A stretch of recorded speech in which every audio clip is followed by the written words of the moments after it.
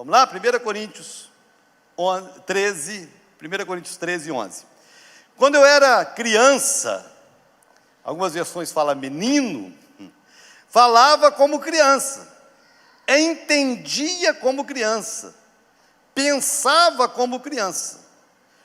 Mas quando me tornei homem, eu coloquei de lado as coisas infantis.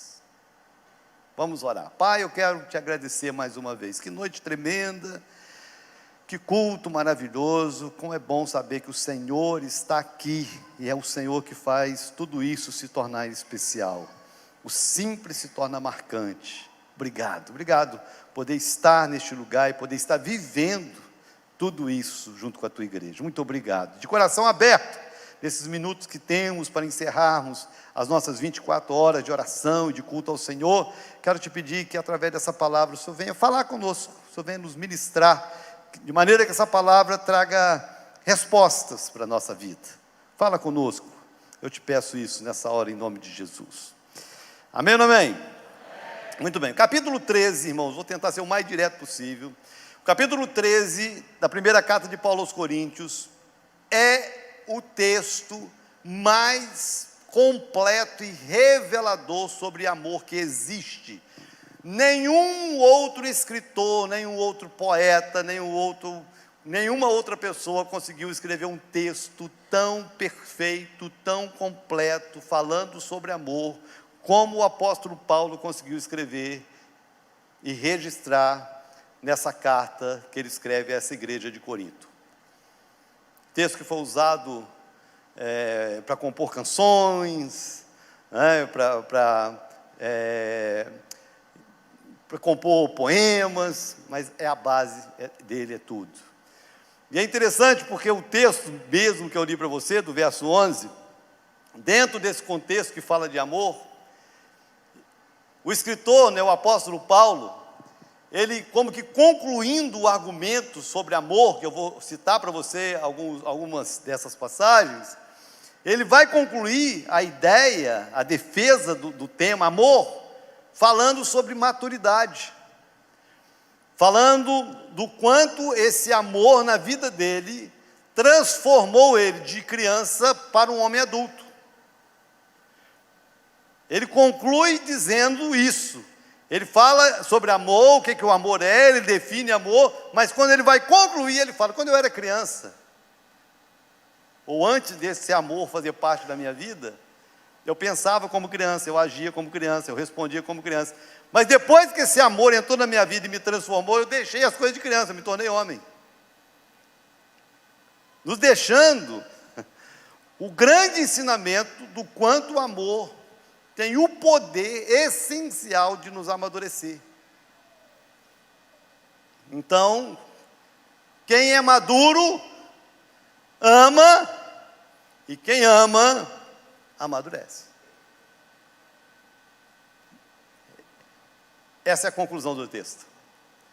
Só que todo o texto, todo o capítulo 13, ele vai definir para nós que para nós vivermos essa maturidade, esse nível de amor, algumas respostas nós precisamos dar para a vida, nós precisamos revelar se nós vivemos essa maturidade e esse amor que amadurece. E é sobre isso que eu queria compartilhar com você. Quem anota aí as mensagens, os líderes de célula que vão pregar, o tema é esse, a maturidade do amor.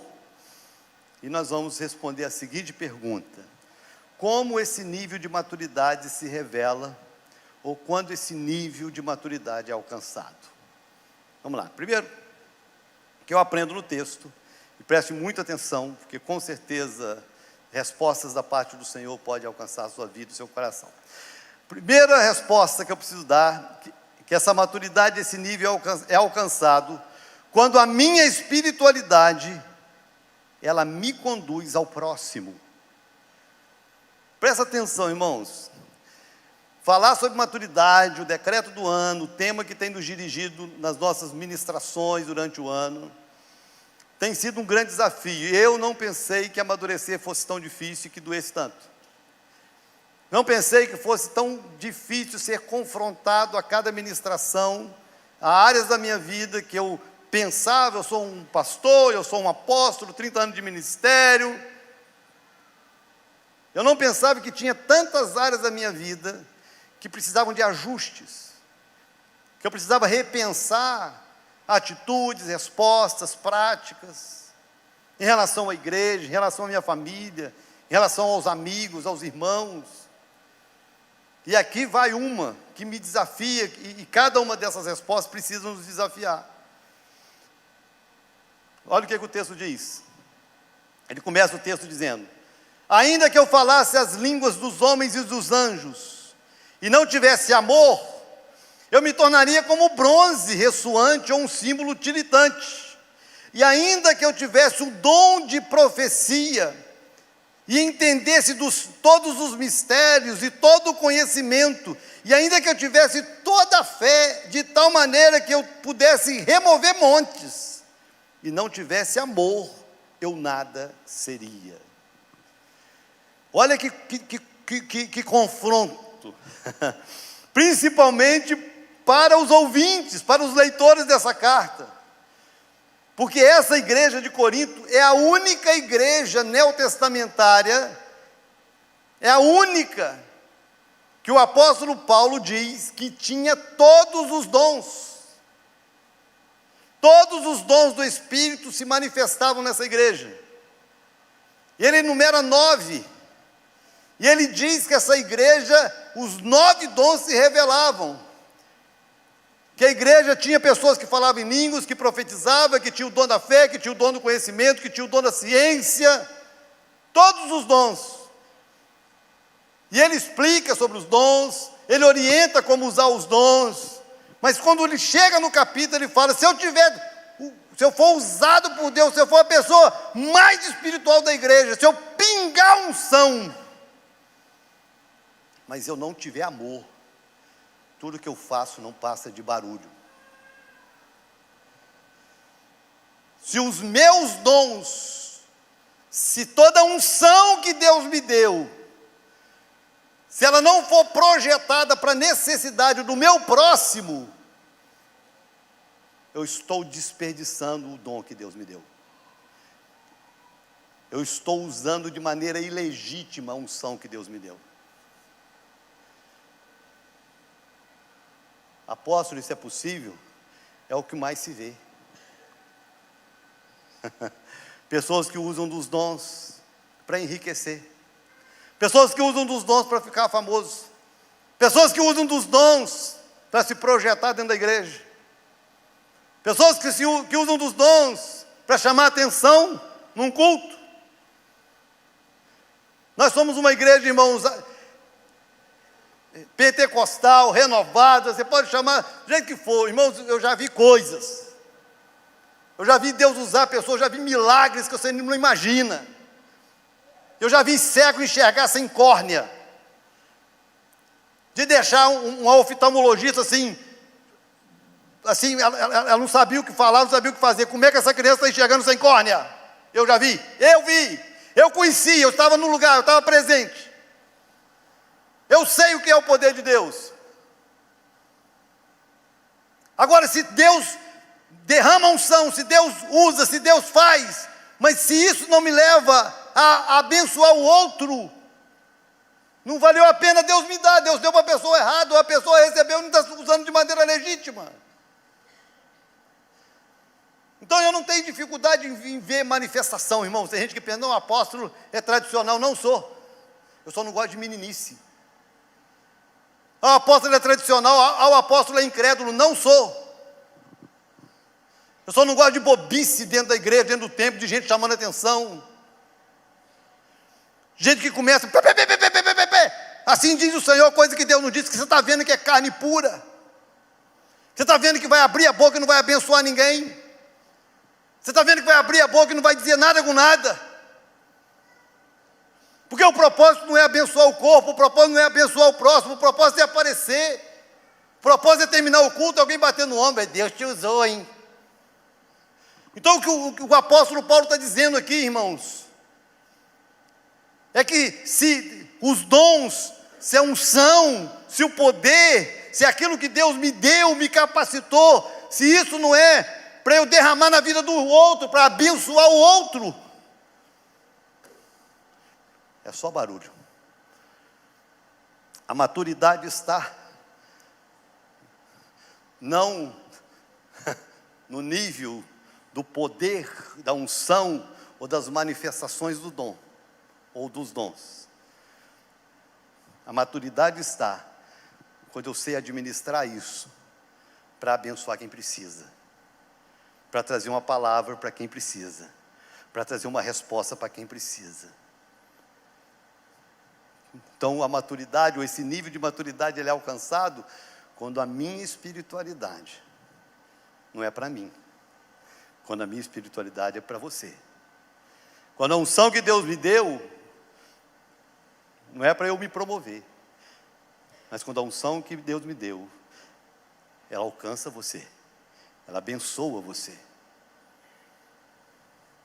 Tenha cuidado com pessoas que são muito espirituais,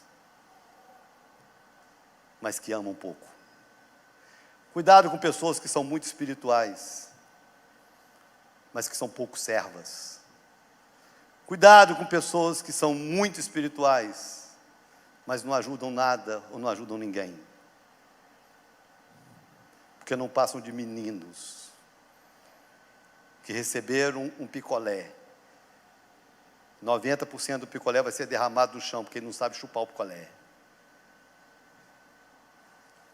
Aquilo que Deus me deu, irmãos, quando existe maturidade em quem recebe, eu não recebi para mim, eu recebi para alguém.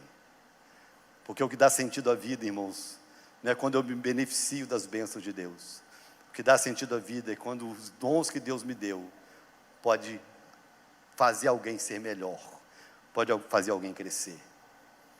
Primeiro nível, ou primeira resposta, né? Para a gente alcançar esse nível de maturidade do amor, é quando a minha espiritualidade me conduz ao outro. Segundo, esse nível é alcançado quando a minha caridade é movida com interesse no outro. Vou ler o texto para você, o que diz o verso 3. E ainda que eu distribuísse todos os meus bens para alimentar os pobres, e ainda que eu entregasse o meu corpo para ser queimado, e não tivesse amor, de nada me aproveitaria. Então, como que eu alcanço esse nível da maturidade do amor? Eu alcanço esse nível da maturidade do amor quando a minha caridade, quando a minha boa obra é movida com interesse no outro e não em mim. Não é o ato de fazer, mas é a motivação em fazer. Por que isso? Porque até o bem para o outro pode ser feito com segundas intenções. Quer ver um exemplo disso? Quem veio aqui do kardecismo sabe que você, no kardecismo, você é motivado a fazer boas obras. E você é motivado no kardecismo, no espiritismo, a fazer boas obras, porque se você fizer boas obras, quando você morrer, você vai encarnar numa vida melhor. Então, para eu não encarnar num africano e passar miséria na África, para eu não encarnar numa pessoa que vai morar numa comunidade carente, para eu não encarnar e nascer com algum problema físico, seja ele qual for, então eu vou fazer o bem para o próximo. Ele não está fazendo o bem para o próximo porque ele ama o próximo, ele está fazendo o bem para o próximo porque ele ama ele. Ele está preocupado com o outro, ele está preocupado com ele. Então é possível fazer o bem para o próximo sem amar o próximo, sem ter o outro como interesse, o interesse é meu. Como é possível, como cristão, pessoas fazerem o bem para o outro, também com segundas intenções? É possível. Para aparecer, para se promover. Irmãos, esse ano tem eleição. Como aparece gente boa? Como vai aparecer gente fazendo caridades? Ou como vai aparecer gente ajudando os pobres, distribuindo. Ele está preocupado com o pobre? Ele está preocupado com a necessidade do outro? Não, ele está preocupado com o voto que ele vai ter na urna, por quanto ele vai poder roubar nos próximos 4 anos, se ele for eleito. É só isso que ele pensa. Ele não pensa no outro, ele pensa nele. A maturidade do amor, irmãos, está quando eu faço pelo outro, simplesmente pelo outro, não por mim. Quando eu faço pelo outro, independente do outro. A única coisa que me move a fazer é o quanto eu consigo ver Deus na vida do outro e eu posso derramar da minha vida na vida dele, por amor a ele. Não tem recompensa, não tem aplauso, não tem reconhecimento, não tem benefício próprio, não tem nada. É só o outro. Quando a gente consegue alcançar esse nível de maturidade, a gente consegue se mover em função do outro e fazer em função do outro, só pelo outro. Presta atenção, irmãos, porque isso é sério. Porque esse outro não precisa ser obrigatoriamente um outro distante. Às vezes esse outro pode ser um outro dentro da própria casa. Não tem problema a gente ser intencional. O problema é quando essa intenção ela é egoísta.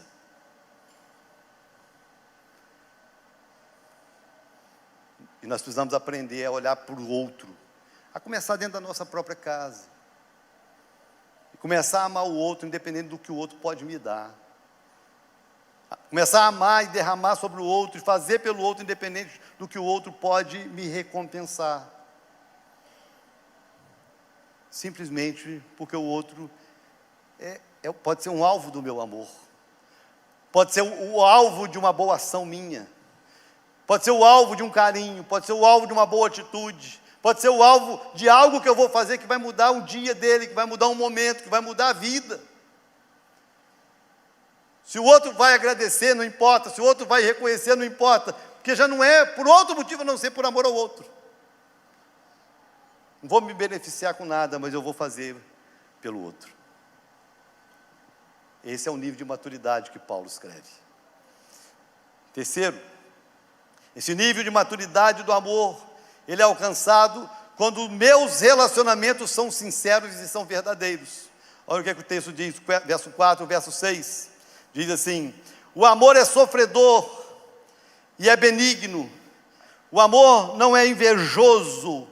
O amor não se vangloria, não se envaidece, não se comporta indecentemente, não busca os seus interesses, não se irrita facilmente, não pensa mal, não se regozija com a iniquidade, mas regozija com a verdade. Olha que soco na boca do estômago.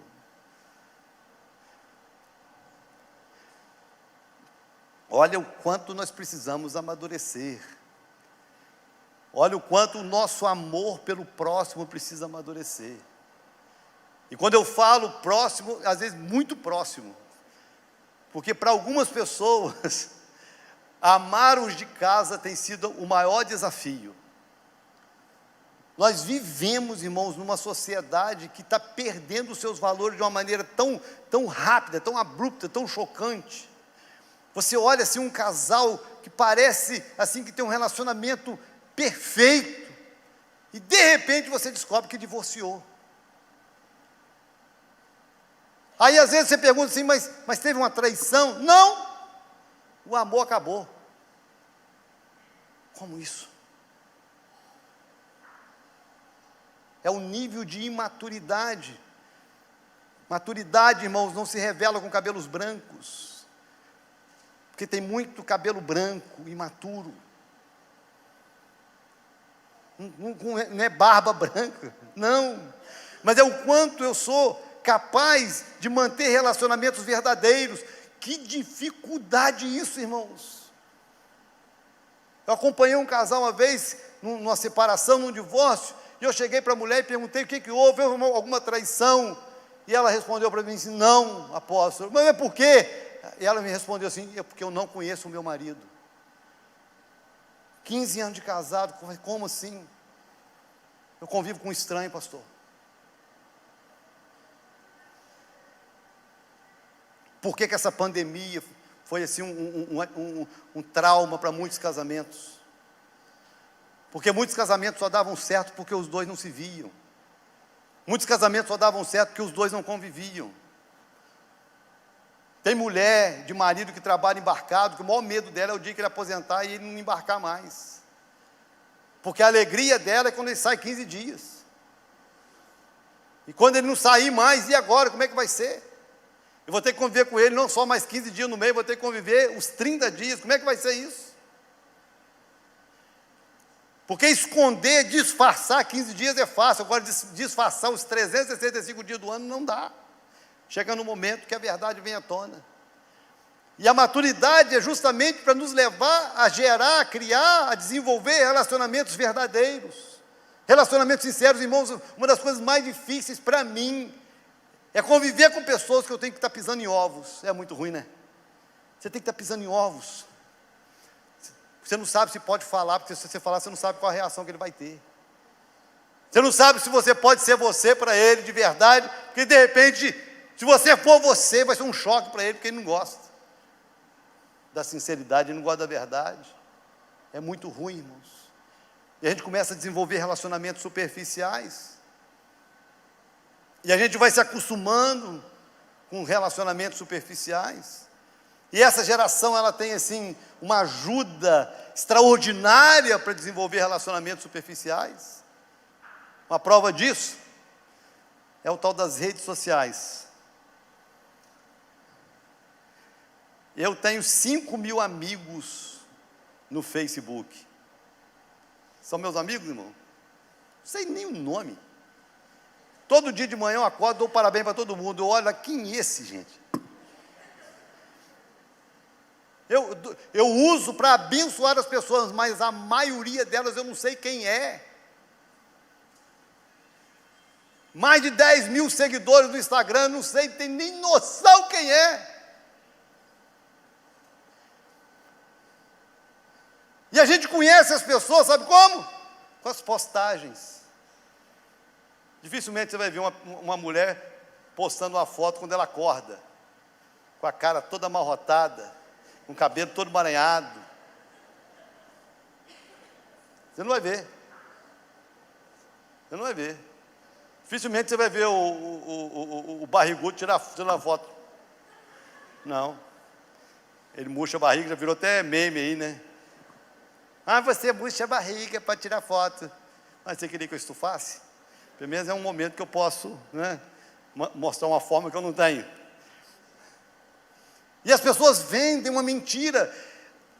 E sabe qual é o problema da superficialidade dos relacionamentos assim? É que tem gente frustrada porque postou a foto e ninguém curtiu. As pessoas vivem de like. Se não tiver like, elas contabilizam. Eu tive tantos likes, eu tive tantas curtidas. Quem curtiu? Não sei. Quem são essas pessoas? Não sei. Qual a importância da vida delas para você? Nenhuma. Quem é você para elas? Nada. E você preocupado e ficou chateado. Também vou excluir fulano do meu Face, porque nunca curte as minhas fotos. É esse o relacionamento. O relacionamento do Face, do Instagram, da maquiagem, dos disfarces, das mentiras. Uma geração imatura, irmão, se alimenta disso. A maturidade do amor faz com que a gente crie relacionamentos verdadeiros, onde a gente pode ser a gente, onde a gente pode rir quando está feliz, onde a gente pode chorar se estiver triste, onde a gente pode dizer, rapaz, não gostei do que você fez, cara. Pô, não gostei daquilo que você falou, cara. E não tem trauma. A gente vai terminar ali, vai se acertar e vida que segue, vamos embora. Se você não é capaz de criar, de desenvolver relacionamentos assim, às vezes dentro da própria casa, cuidado, porque o tempo passa. E você não está amadurecendo com o tempo. Você não está aproveitando o tempo para aprender a essência do que é Deus na sua vida. Presta atenção, irmãos. Os 2 mandamentos, quando perguntaram para Jesus: o primeiro, amar a Deus sobre todas as coisas. O segundo, amar o próximo como a mim mesmo. Agora, se eu não amo o meu irmão que eu vejo, se eu não amo a minha esposa que dorme comigo, se eu não amo um amigo, se eu não amo um irmão em Cristo que se assenta para me ouvir, se eu não amo você, eu vou amar Deus como? Se eu não amo alguém que eu vejo, como é que eu vou amar alguém que eu não vejo?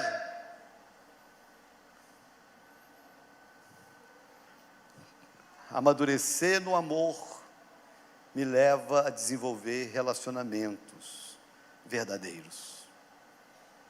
Em quarto, quando esse nível, para nós alcançarmos esse nível de maturidade no amor, ele é alcançado quando eu persevero no propósito em favor do outro, independente do outro.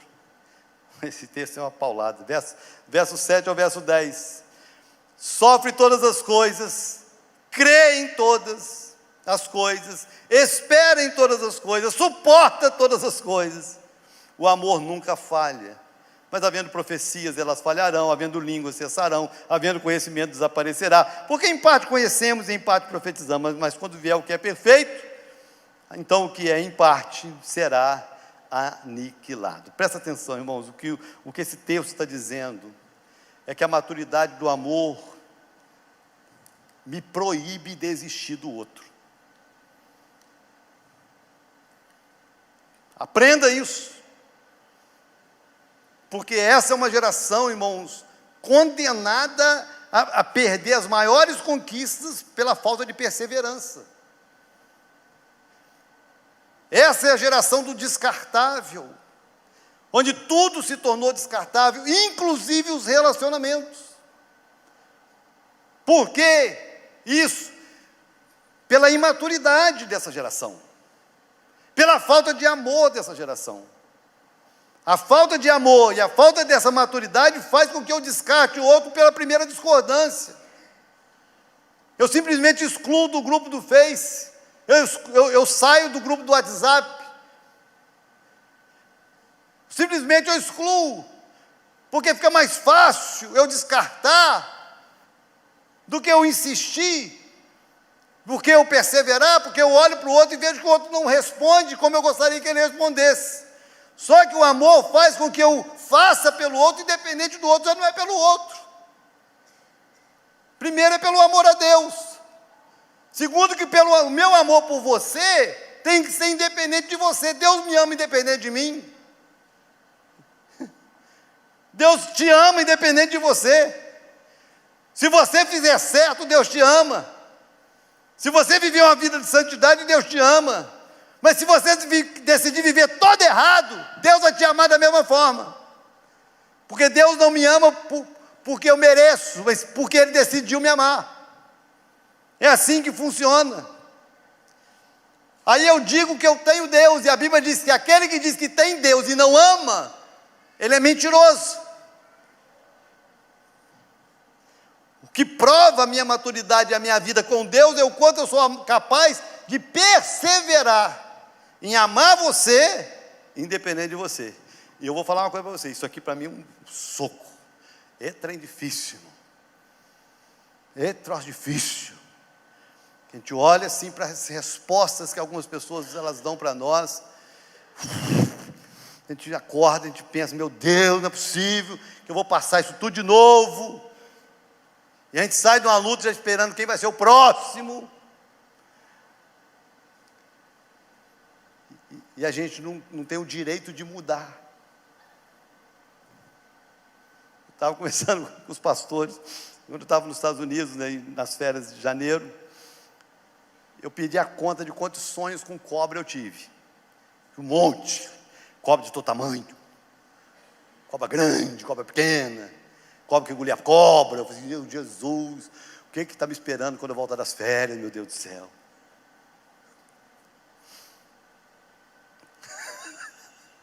Pergunta para qualquer uma da minha pessoa, qualquer um da minha equipe, se eu mudei o meu comportamento com qualquer um deles, se eu mudei meu tratamento com qualquer um deles, com nenhum deles.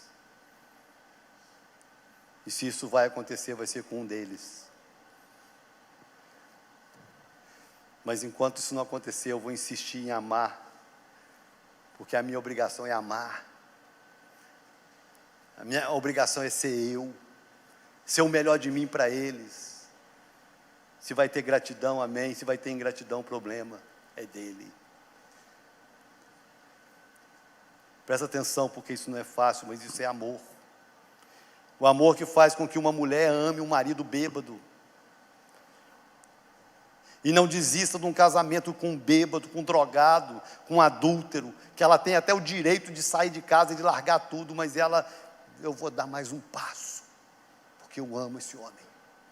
Eu vou dar mais um passo, porque eu amo a Deus o suficiente para eu insistir um pouco mais.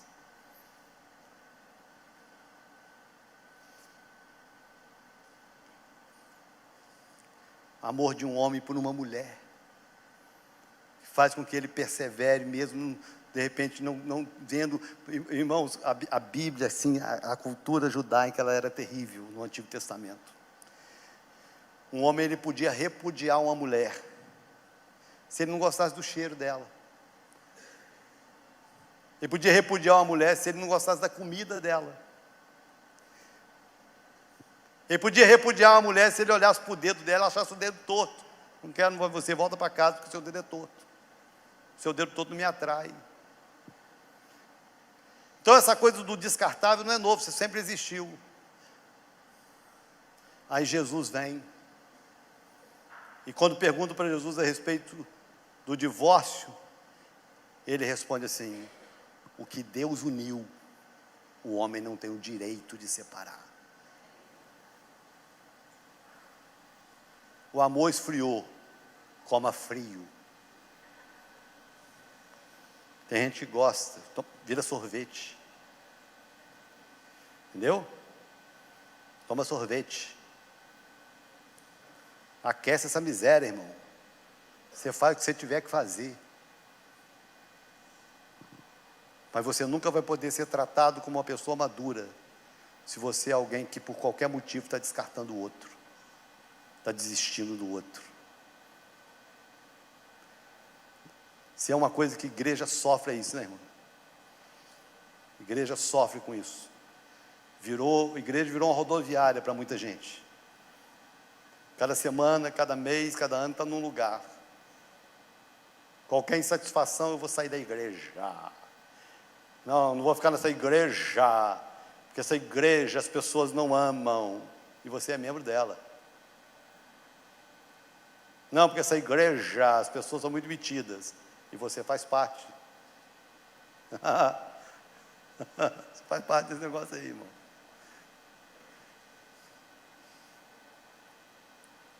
Vou sair da igreja, porque essa igreja tem muito fofoqueiro. A sua família não tem, não. Você está lá. Sai da família. Lá na empresa que você trabalha não tem fofoqueiro, não. Pede demissão amanhã por causa dos fofoqueiros. Vou sair da igreja porque o apóstolo pega muito pesado e o seu patrão te faz carinho. Pede demissão porque o seu patrão manda você varrer chão. Na verdade, irmãos, as pessoas desistem porque são imaturas. Não tem a ver com o outro, tem a ver com elas. A maturidade do amor faz com que eu persevere por causa do outro, independente do outro. Se o outro vai agradecer, bem. Se o outro vai agradecer, não faz diferença. Eu estou fazendo bem porque eu amo a Deus e amo o outro. Porque a maturidade me obriga a não desistir. Isso é um desafio do cristianismo, irmãos. Vida cristã não é uma teoria. Vida cristã não é uma novela da Globo. Vida cristã não é uma história da Disney. Vida cristã é uma vida verdadeira. Uma vida que eu tenho que diariamente tomar uma cruz e carregar. Vida cristã é um padrão que me obriga a amar até o inimigo e orar por aqueles que estão torcendo para o meu mal. Agora olha para mim. Nós precisamos amadurecer muito, porque isso não é fácil. Não é fácil.